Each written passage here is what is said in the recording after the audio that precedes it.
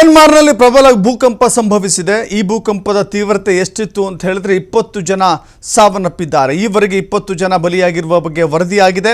ಸಾವು ನೋವಿನ ಸಂಖ್ಯೆ ಹೆಚ್ಚಾಗುವಂತ ಆತಂಕ ಜಾಸ್ತಿ ಆಗಿದೆ.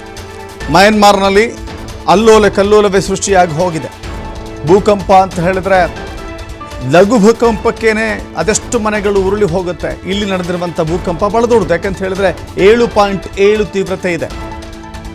ಇನ್ನೂ ಕೂಡ ಹೆಚ್ಚಾಗುವ ಸಾಧ್ಯತೆ ಇದೆ. ಮುಗಿಲೆತ್ತರದ ಕಟ್ಟಡಗಳು ಬೀದಿಯಲ್ಲಿ ಬಿದ್ದಿದ್ದಾರೆ.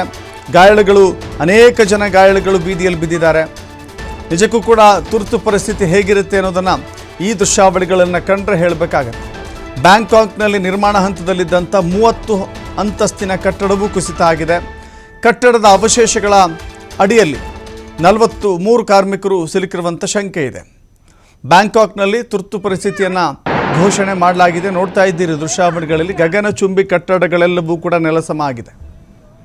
ಗಗನಚುಂಬಿ ಕಟ್ಟಡಗಳು ನೆಲಸಮ ಆಗಿದ್ದಾವೆ. ಆ ಕಟ್ಟಡದಲ್ಲಿದ್ದಂಥ ಅನೇಕರು ಪ್ರಾಣವನ್ನು ಕಳೆದುಕೊಂಡಿದ್ದಾರೆ. ಅವಶೇಷಗಳ ಅಡಿಯಲ್ಲಿ ಎಷ್ಟು ಜನ ಸಿಲುಕಿದ್ದಾರೆ ಅನ್ನೋದು ಲೆಕ್ಕವೇ ಇಲ್ಲ.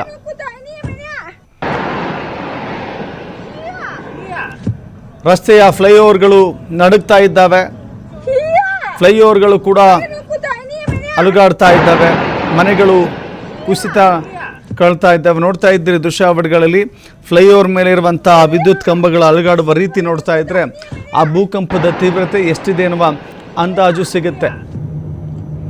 ವಿದ್ಯುತ್ ಕಂಬಗಳೇ ಹೀಗೆ ಅಲುಗಾಡ್ತಾ ಇದ್ದಾವೆ. ಒಂದು ರೀತಿ ನಡುಕ. ಅಲ್ಲಿನ ಜನರಿಗೆ ಕಟ್ಟಡಗಳು ಕಂಡ್ರೆ ಭಯ ಆಗ್ತಾ ಇದೆ. ಭೂಮಿ ನಡುಗ್ತಾ ಇದೆ. ಭೂಮಿಯ ಕಾರಣಕ್ಕಾಗಿ ಅಥವಾ ಭೂಮಿಯ ಈ ಕಂಪನದಿಂದಾಗಿ ಎಲ್ಲ ಕಟ್ಟಡಗಳು ನೆಲಸಮ ಆಗ್ತಾ ಇದ್ದಾವೆ. ಬಹುತೇಕ ಕಟ್ಟಡಗಳು ಅದು ಹೇಳಿ ಕೇಳಿ ದೊಡ್ಡ ನಿರ್ಮಾಣ ಹಂತದ ಕಟ್ಟಡ ಇದು. ಇನ್ನೂ ಕಟ್ಟಡದ ನಿರ್ಮಾಣ ಕಾರ್ಯ ನಡೀತಾ ಇತ್ತು ಅಂತ ಕಾಣಿಸುತ್ತೆ. ಆ ಕಟ್ಟಡವೇ ಕುಸಿದು ಬಿದ್ದಿದೆ.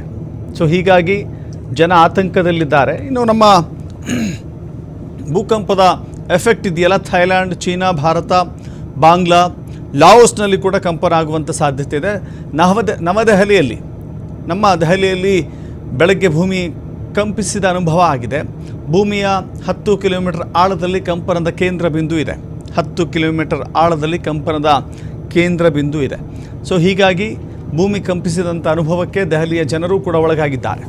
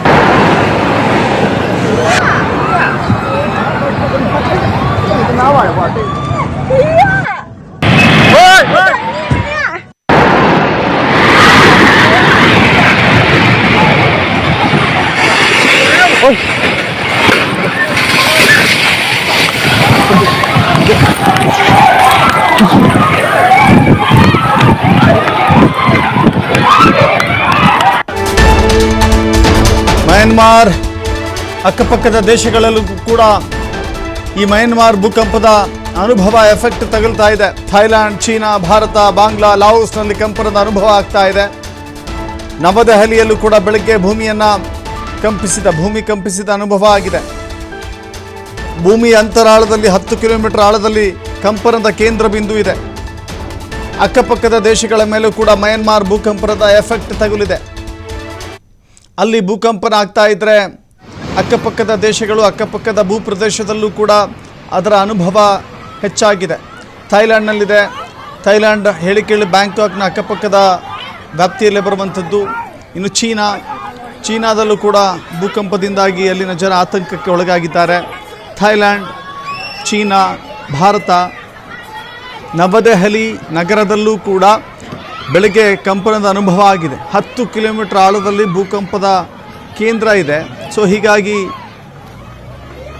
ನಮ್ಮ ಭಾರತದಲ್ಲಿ ಭೂಕಂಪನದ ತೀವ್ರತೆ ಕಡಿಮೆ, ಬಟ್ ಅಲ್ಲಿ 7.7ರಷ್ಟು ಮಾಪನ ಇದೆ. ಸೊ ಹೀಗಾಗಿ ಅದರ ತೀವ್ರತೆ ಎಷ್ಟಿದೆ ಅನ್ನೋದನ್ನು ನೀವು ಗಮನಿಸ್ತಾ ಹೋಗಬೇಕಾಗುತ್ತೆ. ಭೂಕಂಪದ ಕಾರಣಕ್ಕಾಗಿ ಇಲ್ಲಿನ ಜನ ಸಾವು ನೋವಿನಲ್ಲಿದ್ದಾರೆ. ರಾಷ್ಟ್ರೀಯ ತುರ್ತು ಪರಿಸ್ಥಿತಿಯಲ್ಲಿ ಘೋಷಣೆಯಾಗಿದೆ.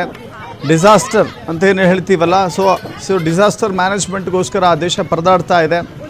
ಜೊತೆಗೆ ಅಲ್ಲಿನ ಫ್ಲೈಓವರ್ಗಳು ಶೇಕ್ ಆಗ್ತಾ ಇದ್ದಾವೆ, ಗಗನಚುಂಬಿ ಕಟ್ಟಡಗಳು ಶೇಕ್ ಆಗ್ತಾ ಇದ್ದಾವೆ, ನೆಲ ಕಪ್ಪಳಿಸ್ತಾ ಇದ್ದಾವೆ. ಇಷ್ಟೂ ದಿನಗಳ ಕಾಲ ಗಗನಚುಂಬಿ ಕಟ್ಟಡದ ರೀತಿಯಲ್ಲಿ ಬಹಳ ದೊಡ್ಡ ದೊಡ್ಡ ಕಟ್ಟಡಗಳಿದ್ವಲ್ಲ, ನೋಡ್ತಾ ಇದ್ದಂತೆ ಕಣ್ಣು ಮುಚ್ಚಿ ಕಣ್ಣು ತೆಗೆಯೋದ್ರೊಳಗಾಗಿ ಆ ಇಡೀ ಬಿಲ್ಡಿಂಗ್ ನೆಲಸಮ ಆಗಿದೆ ಅಂದರೆ ಅರ್ಥ ಮಾಡ್ಕೊಳ್ಳಿ ಅದರ ಕಂಪನದ ತೀವ್ರತೆ ಎಷ್ಟಿದೆ ಅಂತ ಹೇಳಿ. ಬಿಲ್ಡಿಂಗ್ ಬೀಳ್ತಾ ಇದ್ದಂತೆ ಇಲ್ಲಿನ ಜನ ಕಕ್ಕಾಬಿಕ್ಕಿಯಾಗಿ ಓಡಿದ್ದಾರೆ. ಜೀವವನ್ನು ಉಳಿಸ್ಕೊಳ್ಳೋಕೆ ಓಡಾಡಿದ್ದಾರೆ. ಜೀವವನ್ನು ಉಳಿಸ್ಕೊಳ್ಬೇಕು ಅನ್ನುವ ಕಾರಣಕ್ಕಾಗಿ ಅಲ್ಲಿಂದ ಓಡಿ ಹೋಗಿದ್ದಾರೆ. ಅಕ್ಕಪಕ್ಕದ ದೇಶಗಳು ಕೂಡ, ಭಾರತವೂ ಸೇರಿದಂತೆ ಮಯನ್ಮಾರ್ಗೆ ಸಹಾಯದ ಹಸ್ತವನ್ನು, ನೆರವಿನ ಹಸ್ತವನ್ನು ಚಾಚಿದೆ.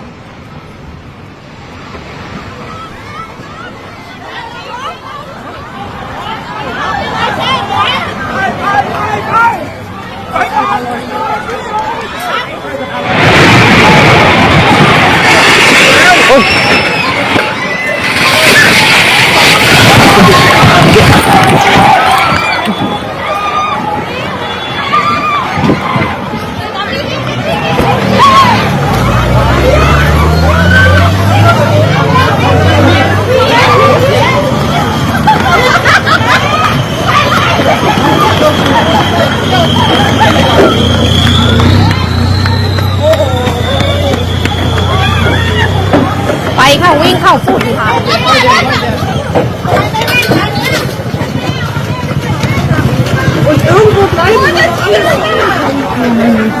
ถล่มในเจมส์ว่ายิงไปข้างหลังเฮ้ยคนที่อยู่ตรงนั้นมีใครเป็นอะไรหรือเปล่ามีใครเป็นอะไรบ้างไม่รู้ตึกโดนไม่รู้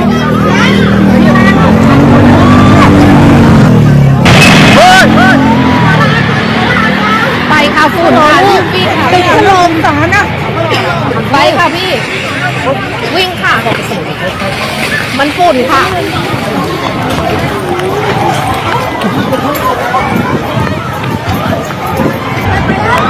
เฮ้ยดูแล้ว